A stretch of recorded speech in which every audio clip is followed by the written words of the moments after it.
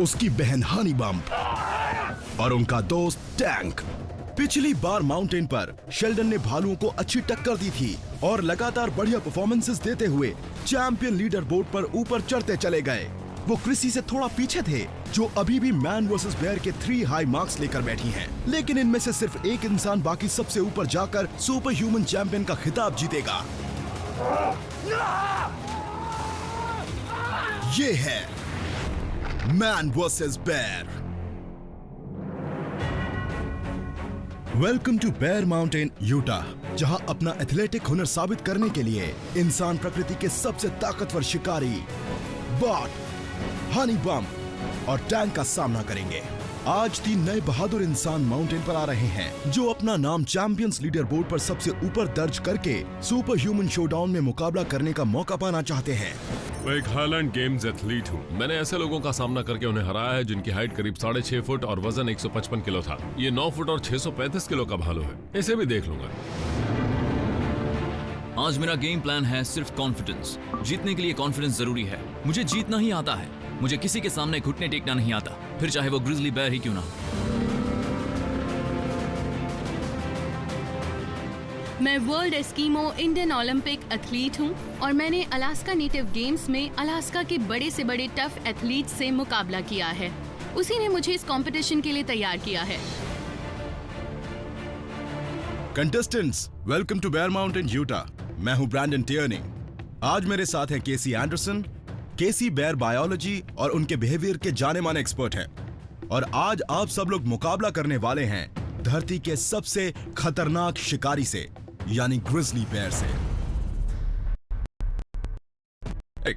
एक जब से माउंटेन पर आए हैं तब से अपनी मसल्स को दिखाकर सबको डराते आ रहे हैं। तो आपकी ड्राइविंग फोर्स क्या है? फैमिली मेरी ड्राइविंग फोर्स है। इस किल्ट के बारे में बताओ, क्या मायने हैं इसके? मैं ये किल्ट अपने परिवार की विरासत से जुड़े रहने के लिए पहनता हूँ, जो स्कॉटलैंड से है। ये किल्ट मेरी हेरिटेज की निशानी है। जैसे कि अमेरिकन फ्लैग है, उसी तरह से ये मेरा फ्लैग है, मेरा प्रिंट। ये मेरे परिवार की निशानी है, ये मेरी पहचान है, जहाँ से मैं आता हूँ। तो आप एक एथलीट हैं, आप हाईलैंड गेम में कम्पीट करते हैं, उसके बारे में कुछ बताइए। हाईलैंड गेम्स असल में गेम्स का एक सेट होता है जिसमें ये डिसाइड किया जाता है कि किंग्स गार्ड या आर्मीज को कौन लीड करेगा।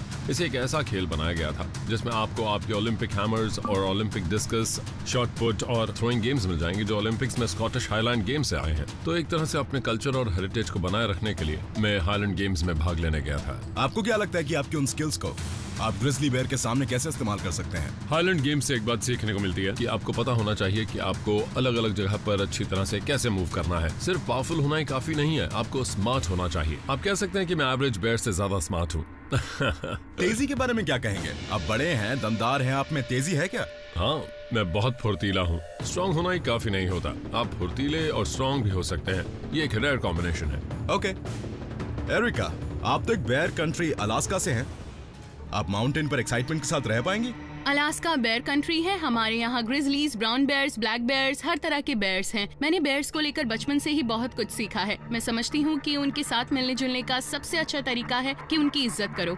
यहाँ मैं बेयर के इलाके में हूँ, वो मेरे इलाके में नहीं है। यही चीज मुझे एक्साइट करती है। कंफर्ट के हिसाब से देखें तो ये आपके लिए बहुत नेचुरल सा लगता है। और अब अपने कंपेटिटर्स के सामने उसका फायदा उठाएंगी? मैं अलास्का के खास इलाके से हूँ और ये दोनों लोग शहर से हैं, तो मुझे ऐसा लगता है कि मुझे उस चीज का फायदा मिलेगा। कोई डर तो नहीं है? मैं उनसे डरती हूँ, लेकिन इतना ज्यादा नहीं कि मैं चैलेंजेस में मुकाबला ना कर पाऊँ और मैं हार मान जाऊँ। क्या आपको लगता है कि आप तैयार हैं सामना करने के लिए ग्रिजली बेयर्स का? बिल्कुल, मैं ग्रिजली बेयर से आमना सामना करने के लिए तैयार हूँ। मैं अलास्का में पली बड़ी हूँ और wilderness, hiking, camping, fishing, hunting करती रही हूँ। इन सारी चीजों ने मुझे इस कंपटीशन के लिए तैयार किया है। कारण, तुम क्या सोचकर माउंटेन पर आए हो? कुछ नहीं, सिर्फ कॉन्फिडेंस। मैं यहाँ उन सारे चैलेंजेस को डोमिनेट करने आया हूँ जिसमें मुझे ग्रिजली बेयर का सामना करना है। सुना है कायरन आपके 4 बच्चे हैं। हाँ, ये सच है। तो आप ये रिस्क क्यों ले रहे हैं? मैं अपने एग्जाम्पल से ये दिखाना चाहता हूँ कि आपके सामने कोई भी मुश्किल हो, कोई भी चैलेंज हो या कोई भी बड़ा दुश्मन क्यों ना हो, अगर आपने सोच लिया है कि आप उसे हरा सकते हैं और आप मेहनत करते हैं तो आप उसे हरा सकते हैं। और यही सच है। वो चाहते होंगे डैडी जीत जाए? हाँ बिल्कुल, वो जानते हैं डैडी जीतेंगे।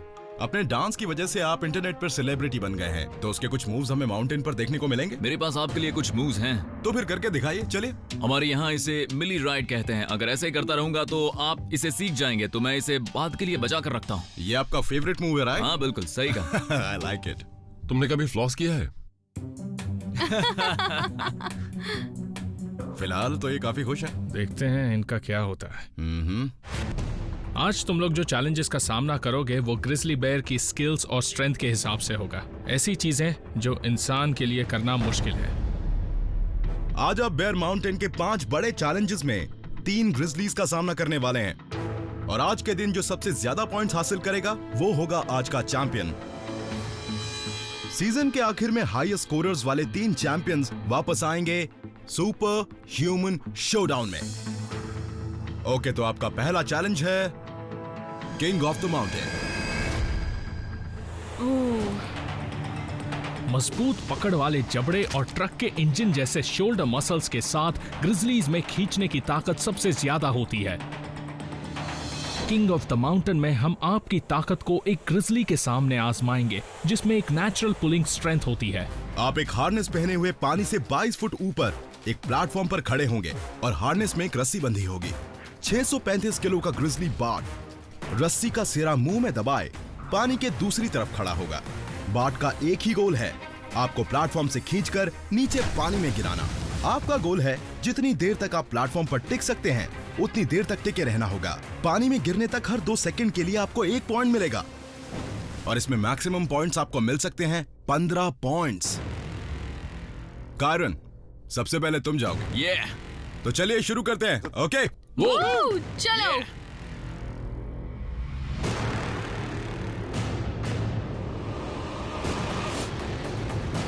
किंग ऑफ द माउंटेन बहुत अजीब है। जितना मैंने सोचा था उससे ज्यादा अजीब है। मेरी स्ट्रैटेजी यही है, मैं कॉन्फिडेंट रहूंगा और यही सोचूंगा कि मैं इसे जीत सकता हूँ। मुझे कंपटीशन की जरा भी चिंता नहीं है, मैं उस तरफ ध्यान नहीं दे रहा हूँ। मेरा मेन ऑब्जेक्टिव है ग्रिजली बेयर को हरा कर यहाँ से जाना, और मैं ये करके दिखाऊंगा। मैं सारी जिंदगी खेल कूद में सबसे आगे रहा हूँ। मैं बचपन से लेकर हाई स्कूल और हाई स्कूल के बाद भी हर लेवल पर जीता हूँ। कुल मिलाकर मैं एक ऑलराउंडर एथलीट हूँ।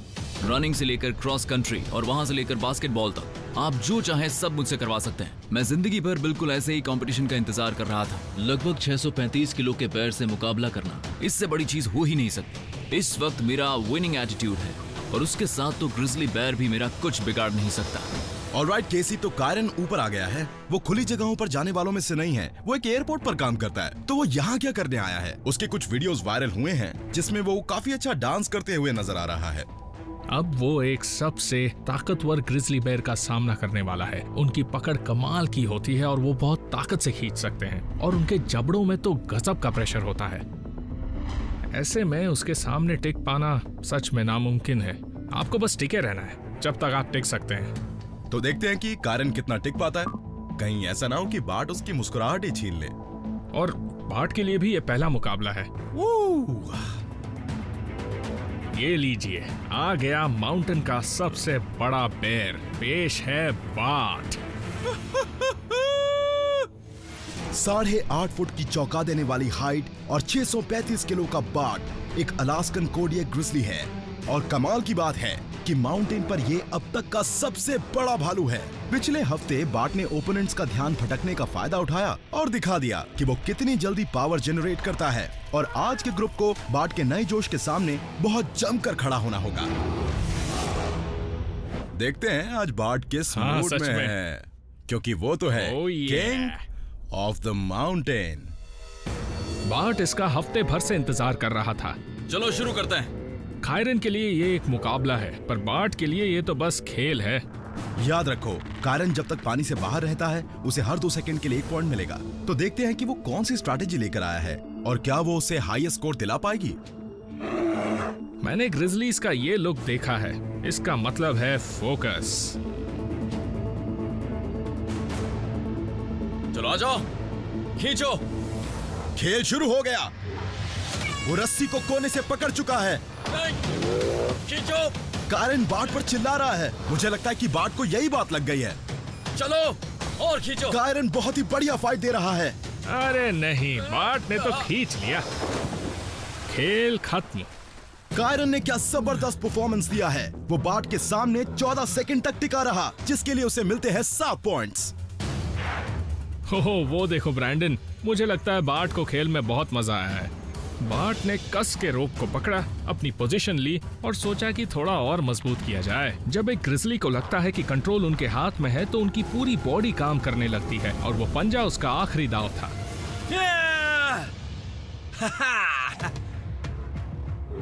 शुरू के 1 सेकंड में जब बाट ने खींचना शुरू किया तो मुझे लगा कि ओ माय गॉड, मैं ये कहाँ फंस गया। लेकिन फिर मुझे अपनी उस सोच से निकलना था और फिर मैंने जोर लगाना शुरू किया। मैंने अपनी पूरी कोशिश की, मैंने पूरा जोर लगा दिया। ओहो, संभल कर कायरन। तो कायरन ने टोन सेट कर दिया है, लेकिन बाट का वार्म अप भी हो गया है। किंग ऑफ द माउंटेन में अब बारी है एरिका की। ये अलास्कन ना बेयर से डरती है और ना ही कंपटीशन से। मैं पूरी तरह से अलास्कन हूँ। हम लोग अलास्का के इंटीरियर से हैं। पिछले 12 साल से मैं वर्ल्ड एस्किमो इंडियन ओलंपिक्स में हिस्सा लेती आ रही हूँ और मैं एक हाई किकर हूँ। दरअसल मैं एक पैर से हाई किक मारती हूँ, ये मेरी खासियत है। मैंने इसमें एक वुमेन रिकॉर्ड भी बनाया है और फिलहाल मेरा एक और वुमेन रिकॉर्ड है फीमेल नकल हॉप में। मैं वो बहुत अच्छे से कर लेती हूँ और एक अलग ही मुकाम हासिल कर चुकी हूँ। मुझे लगता है कि ग्रिजली से मुकाबला करना बहुत टफ होगा। वो बहुत सी अनएक्सपेक्टेड चीजें कर सकते हैं और इसीलिए जब तक मेरे पास एक दमदार सोच है और मैं अपने कॉन्फिडेंस को बनाए रख सकती हूँ, तब तक मैं अच्छा परफॉर्म कर पाऊंगी। किंग ऑफ द माउंटेन ने मुझे थोड़ा डरा दिया है। पता नहीं मुझे बाट का डर है या ऊंचाई का। हम 22 फीट ऊपर हैं और ये बहुत खतरनाक है। ऑलराइट केसी, अब हम एरिका की बात करते हैं जो किंग ऑफ द माउंटेन के ऊपर है। ओके, मैं कर सकती हूँ, मैं कर सकती हूँ। उसके हाव भाव से ऐसा लगता है कि उसके अंदर कुछ ऐसे इमोशंस पैदा हो रहे हैं जिसे वो जितना जल्दी संभाले उतना अच्छा होगा, वरना कहीं उसके ऊपर वो भारी ना पड़ जाए। Oh my God.